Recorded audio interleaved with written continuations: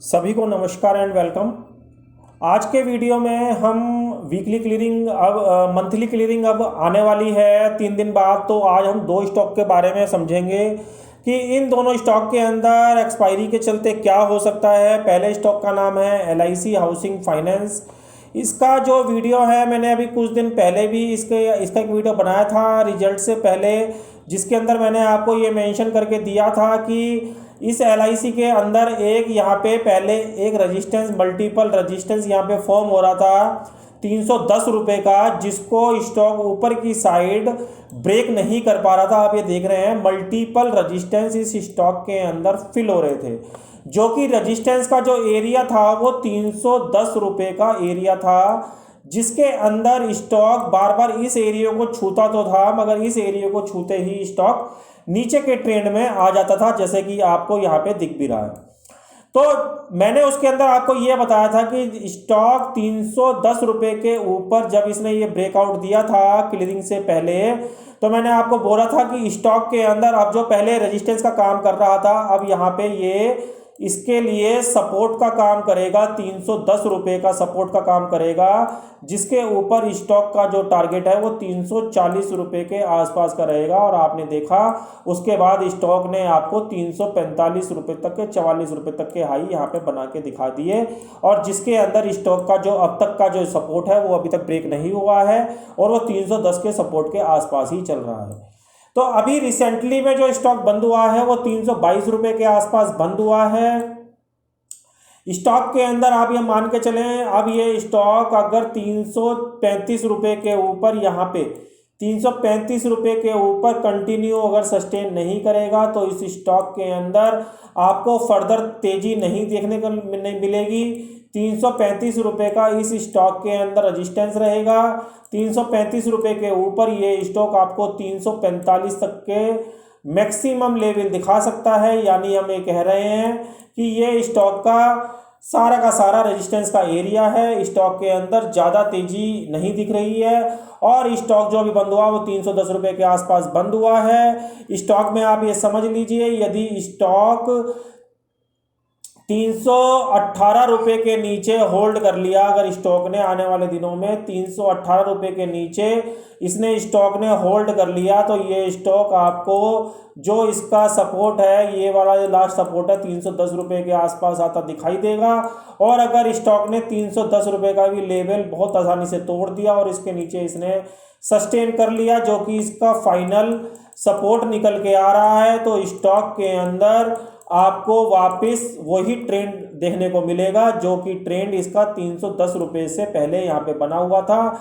यानी स्टॉक के अंदर आपको 280 के लेवल 275 तक के लेवल बड़े आसानी से यहाँ पे देखने को मिल सकते हैं। स्टॉक के अंदर जो सपोर्ट है 310 रुपये का सपोर्ट रहेगा और 318 के नीचे आप इस स्टॉक को 310 के लिए ट्रेड कर सकते हैं। 318 के बिलो आप इसको 310 के लिए ट्रेड कर सकते हैं और 310 का जो सपोर्ट है इस स्टॉक के लिए फाइनल सपोर्ट का काम करेगा और इसके नीचे स्टॉक आपको 275 तक के भी लेवल दिखा सकता है। मैक्सिमम केस में इस स्टॉक का जो रेजिस्टेंस है वो 340 से लेकर 345 का ही रहेगा। इसके ऊपर अभी स्टॉक नहीं ज़्यादा दिखाई दे रहा है, क्योंकि स्टॉक के अंदर यहाँ पे आप ये देख रहे हैं काफ़ी बड़ा प्राइस रिजेक्शन आता हुआ दिखाई दिया है। यानी सेलर यहाँ से इस एरिया से स्टॉक को ऊपर जाने नहीं देंगे और हो सकता है आने वाले दिनों में स्टॉक के अंदर आपको दोबारा सेलिंग भी देखने को मिले। तो ये LIC की मैंने आपको ब्रॉडर पिक्चर यहाँ बता दी है। तो क्लियरिंग अब आ रही है, तो क्लियरिंग से पहले आप अब इन चीज़ों का ध्यान रखें कि स्टॉक के अंदर 345 रुपये का फाइनल रजिस्टेंस है और 310 का जो है फाइनल सपोर्ट है। इसके नीचे ब्रेक होने पर स्टॉक आपको 270 से लेकर 275 तक के भी लेवल दिखा सकता है। तो ये LIC हाउसिंग फाइनेंस का चार्ट था। अब मैं आपको जो अगला चार्ट लेके जा रहा हूँ वो है Jindal steel and power. Jindal steel and power के अंदर आप ये देख रहे हैं जो इसका रेजिस्टेंस का एरिया है वो 240 से लेकर 245 का एरिया है। यानी इस स्टॉक के अंदर आपको सेलिंग प्रेशर देखने को मिलेगा जब तक ये स्टॉक 245 रुपये के ऊपर कंटिन्यू सस्टेन नहीं करेगा तब तक ये इस स्टॉक के अंदर आपको फर्दर तेजी नहीं देखने को मिलेगी। और उस 245 का आंकड़ा यदि स्टॉक ऊपर की साइड ब्रेक नहीं करता है तो स्टॉक के अंदर आपको वापस 230 से लेकर 235 तक के लेवल, ये वाले जो लेवल हैं, स्विंग जो लो बना हुआ है, 230 से लेकर 235 तक के लेवल बहुत जल्दी देखने को मिलेंगे। जो स्टॉक का प्राइस बंद हुआ है वो 242 रुपये के आसपास का बंद हुआ है, यानी हम ये कह रहे हैं कि स्टॉक के अंदर यहाँ पे भी प्राइस रिजेक्शन हो रहा है, तो इस स्टॉक के अंदर भी बच के रहें।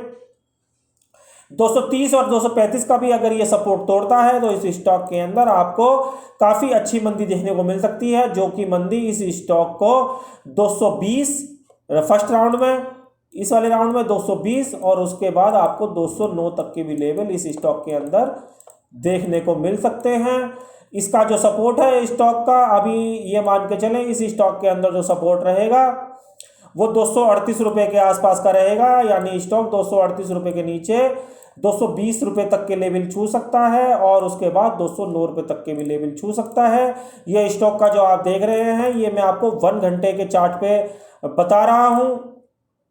आप ये देखेंगे ये इसका 1 घंटे का चार्ट है। अगर मैं आपको डेली चार्ट के ऊपर यही स्टॉक कंसीडर करके बताऊं तो इस स्टॉक के अंदर आप ये देखेंगे जो इसका प्राइस है वो ओवर एक्सटेंडेड जोन में प्राइस ट्रेड कर रहा है। आप ये देखें प्राइस 242 रुपये के आसपास चल रहा है और जो उसका मूविंग एवरेज है ये 211 रुपये के आसपास ट्रेड कर रहा है, यानी हम ये कह रहे हैं जो इसका प्राइस है ये ओवर एक्सटेंडेड जोन में जा रहा है, जिसके अंदर ओवर एक्सटेंडेड जोन के अंदर ये होता है कि प्राइस के अंदर एक रिट्रेसमेंट आता है, जो कि रिट्रेसमेंट इसको इसके मूविंग एवरेज तक लेके आ सकता है। स्टॉक के अंदर यहाँ पे एक बोलिंगर बैंड का पैटर्न भी बन रहा है। बोलिंगर बैंड के पैटर्न के अकॉर्डिंग इस स्टॉक के अंदर यहाँ पे पिन बार लगा हुआ, आप ये देखेंगे स्टॉक यहाँ पे बोलिंगर बैंड को पिन बार कर रहा है, ये देखेंगे आप ये पिन बार कर रहा है। तो पिन बार के अंदर स्टॉक के अंदर जो रिजल्ट टारगेट निकल के आते हैं वो मिडिल बैंड के निकल के आते हैं, यानी ये स्टॉक दोनों तरीके से, तीनों तरीके से स्टॉक के अंदर यहाँ पे एक रेजिस्टेंस हमको दिखाई दे रहा है, जिसकी वजह से स्टॉक के अंदर आपको सेलिंग प्रेशर देखने को मिल सकता है। दोस्तों मगर ये बिल्कुल नहीं होता है, आप ये समझ लीजिए कि स्टॉक हो या इंडेक्स हो, किसी भी स्टॉक या इंडेक्स के अंदर हमको लेवल के साथ काम करना पड़ता है। जैसा कि मैं आपको इसका लेवल बता रहा हूं कि यदि ये स्टॉक 237 या 238 रुपये के नीचे ट्रेड करेगा तब इसके अंदर हम थोड़ा सा मंदा खेल सकते हैं, अदरवाइज जब तक स्टॉक इस लेवल के ऊपर चल रहा है हम इसको बिल्कुल भी बेचने की कोशिश ना करें। ऐसे ही चाहे स्टॉक हो चाहे इंडेक्स हो, हमको ऐसे ही ट्रेड करना चाहिए। बेशक हमको उसका कितना ही पता हो मंदे का या तेजी का, मगर यही फॉर्मूला है बाजार में जीतने का। तो दोस्तों आशा करता हूं ये वीडियो आपको अच्छा लगा होगा। जो लोग मुझको इंटरडे फॉलो करना चाहते हैं वो मेरे ट्विटर, टेलीग्राम, इंस्टा और फेसबुक पे जाकर मुझको फॉलो कर सकते हैं। वहां पे मैं डे टू डे बेसिस पे कोई ना कोई अपडेट डालता रहता हूं। तो दोस्तों आशा करता हूँ ये वीडियो आपको अच्छा लगा होगा। अच्छा लगा हो तो उसे लाइक और शेयर करना बिल्कुल ना भूलें। तो दोस्तों आज के लिए इतना ही, अगले वीडियो में जल्द मिलेंगे, तब तक के लिए जय हिंद।